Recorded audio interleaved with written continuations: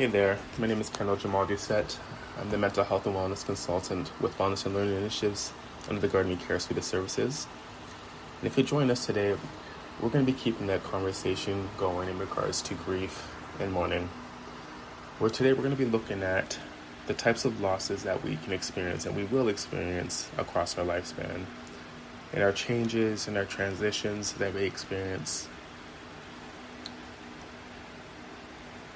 And as I briefly mentioned last time, if you joined us with the first conversation around grief and mourning, loss can be associated to not just something tangible in nature, something that we can see and grab and grasp, but it's also symbolic in nature. So that's also another important message to hold on to, where sometimes when it's not a loss that is well known by other people, in terms of like things like death, which is something many of us have an experience with, but rather symbolic losses. So for example, my relationship to nature, right? If this is something that isn't understood by other people, we might actually reduce our own experience with it, right? And not give ourselves the space to grieve this loss, grieve this transition, grieve what has been a really important thing in my life. So we experience losses on a number of levels.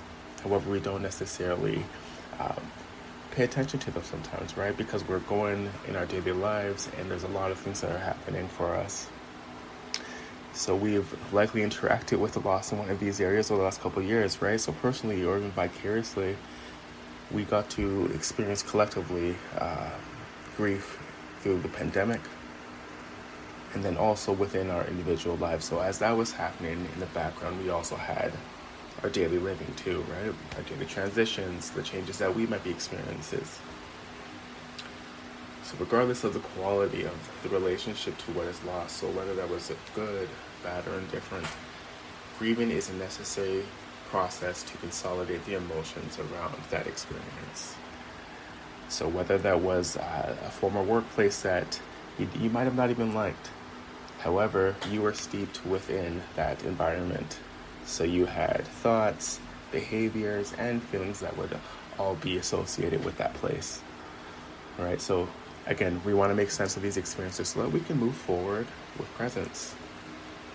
We identify the type of losses we experience in order to understand and express what must be grieved, what must be negotiated, and what must be consolidated so that we can move forward in all our relationships with presence. We're not carrying over the baggage from the last place, which is okay if we are. However, we have to do that with awareness.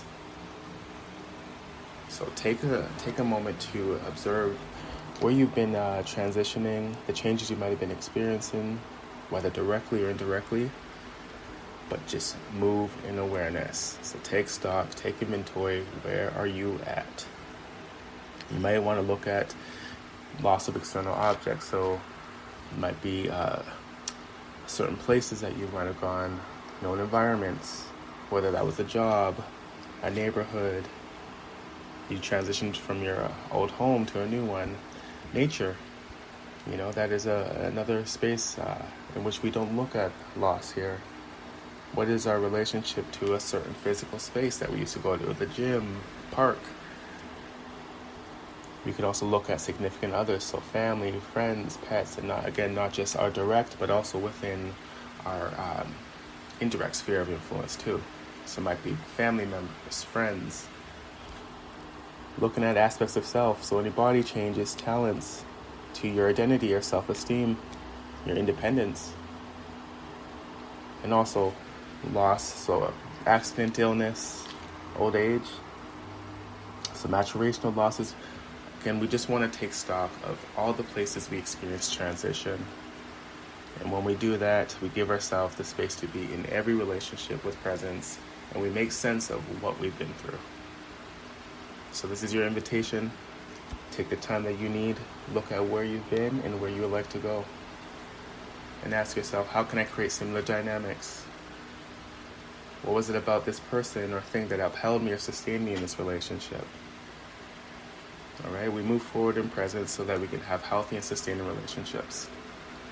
So be good to you. Take care.